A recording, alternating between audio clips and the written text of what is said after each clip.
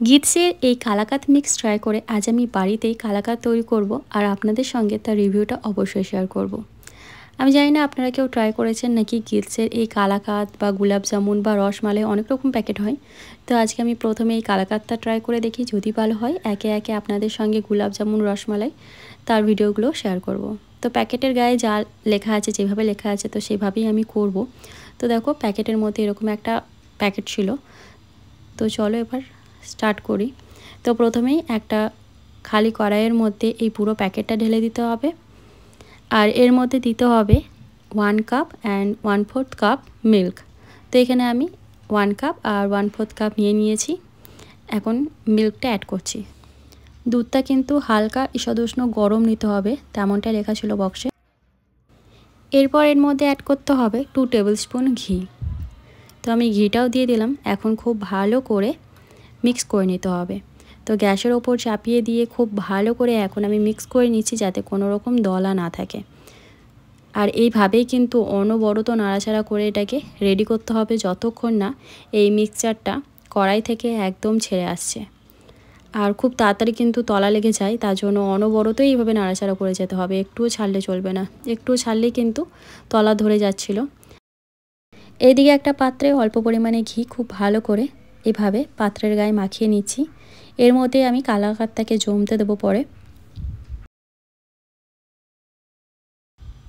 Smell কিন্তু একদম পুরো কালাকাতেরই আসছিল। তো দেখো অনেকটাই ঘন হয়ে গেছে। এটা কিন্তু যতক্ষণ না কড়াই থেকে একদম ছেড়ে আসছে ততক্ষণ রান্না করতে হবে। তো আমি অনবরত নাড়াচাড়া করে করে এভাবে এটাকে করে নিচ্ছি। মোটামুটি কিন্তু 15 মিনিটের মতো টাইম লাগবে।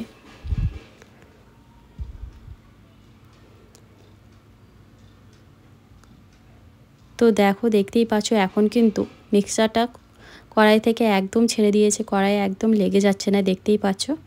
এরপর আমি এটাকে নামিয়ে নেব। নামিয়ে আমি আগে থেকে যে ঘি মাখিয়ে রেখে দিয়েছিলাম সেই পাত্রের মধ্যেই এখন এটা পুরোটা গরম অবস্থাতে কিন্তু ঢেলে দিতে হবে। তারপর স্প্যাচুলা দিয়ে এইভাবে একটুখানি স্প্রেড করে নিচ্ছি। যেমন মোটা বা পাতলা আপনারা করতে চান সেই অনুযায়ী কিন্তু পাত্রটা নিতে হবে। তবে কালাকাতে একটু মোটাই ভালো লাগে, আমি পাত্রটা একটু বেশি বড় নিয়েছিলাম। এর থেকে আর একটু ছোটো নিলে হয়তো কালাকাতগুলো পিসটা মোটা মোটা বেরোতো, একটু ছোটো নিলে ভালো হতো পাত্রটা।